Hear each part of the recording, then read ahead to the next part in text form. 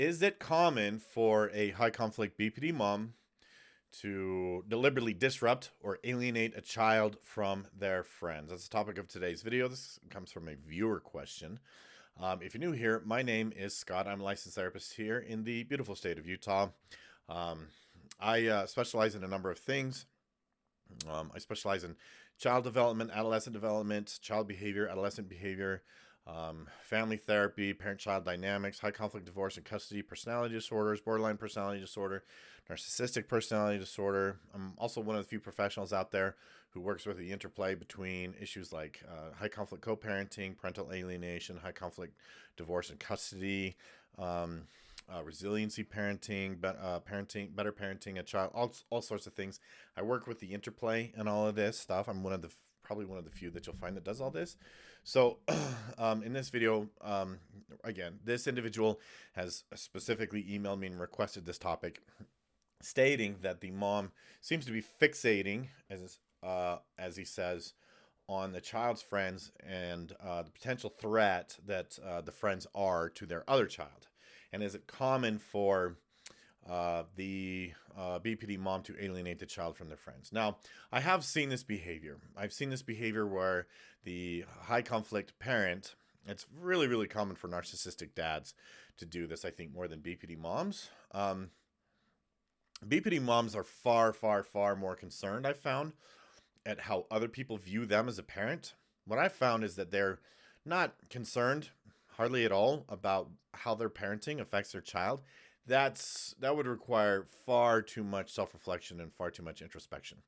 That would require them to actually examine their own parenting. They externalize too much. Everything is everybody else's fault, and they take very little accountability. So it's very difficult to deter them away from what other people think about their parenting versus doing what is actually good for their children. But it's actually not as common as you would think. I have seen it before. I've seen it before where the BPD mom will alienate the child from their friends. The mom might be threatened by the child's friends. There's usually a lot of projection involved, right? The BPD mom will often project negative things onto children. A lot of times they don't distinguish. They make zero distinguishment between adults and children. They treat children like adults, and the reason why that is because they're emotionally arrested with their development. They've never developed emotionally, psychologically beyond being a child, frankly. A lot of times we see these BPD moms, they act like children. They're emotionally arrested, usually at a pretty young age, right? They probably act like an 11, 12-year-old tops. Maybe even like more so like a 9 or 10-year-old emotionally, right? And so they really struggle to see adult, child, adult, child. So it's really common for them to look at children and see nefariousness and evil and bad intentions in a child where they don't exist. And without getting into too many specifics about this particular case, in this case, that's what it sounds like, is that the mom is seeing the children like adults, and that those adults, again, because there's no difference in their minds, are a threat, like they're a safety threat to her somehow or the other child. Okay, in this particular case, there's a younger child, there's a daughter, and the mother sees the son, the older son's friends, as a threat to the daughter. And so she is actively working to basically destroy the relationships between the son and his friends. Now, without getting too controversial, you know what, screw it. We're going to get a little controversial. A lot of high conflict BPD moms, they have feminist leanings. There are a lot of them. If we're going to break it down, it's that women are pure and sanctimonious and they never do anything wrong, and men are evil and nefarious and violent. And women are always the victims, and men are always the violent perpetrators. Okay, and again, if you're not seeing the difference between adults and children, right, then you're going to see that these children, and it could be as young as like 11, 12 years old, are these evil, violent, potential rapists or abusers or that type of thing. Okay, And I know there are people out there. Well, oh, feminists don't label men as abusers. They don't carte blanche label men and boys this way. Yes, they do. Stop gaslighting us.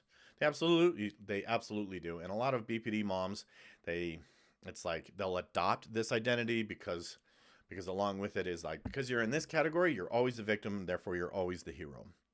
And then therefore that makes men and boys always the villain, always the oppressor. Okay, black and white thinking across the board for these types. And so in this particular case, again, not trying to get too specific, in this particular case, I've seen this dynamic too. I've seen many times. These feminist BPD moms heavily like I've seen this case so many times. There will be a son and there will be a daughter, and the daughter is oh, and the son is and there's a highly differential treatment between the two.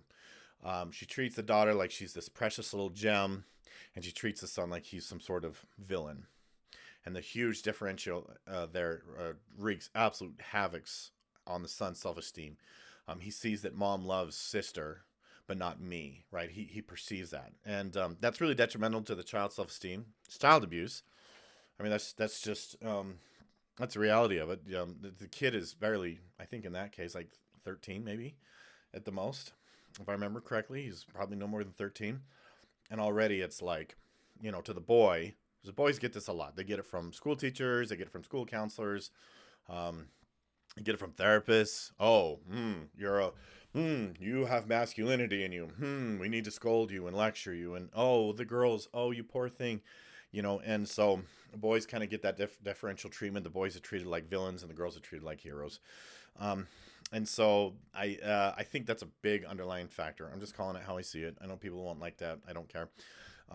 Go ahead and dislike it. I really don't care. I'm just calling it like I see it because there's a lot of harm done to these boys. We have a huge suicide epidemic amongst teen boys, and nobody talks about it, and we don't address it. But anyways, hopefully that helps. That one may not be as applicable to as many people out there, but hopefully that is helpful to you all out there. If you have a view or question, you can email me. That will be in the description below. You can also leave a comment in the comment section. And thank you for watching. Don't forget to subscribe if you haven't already. We'll see you next time.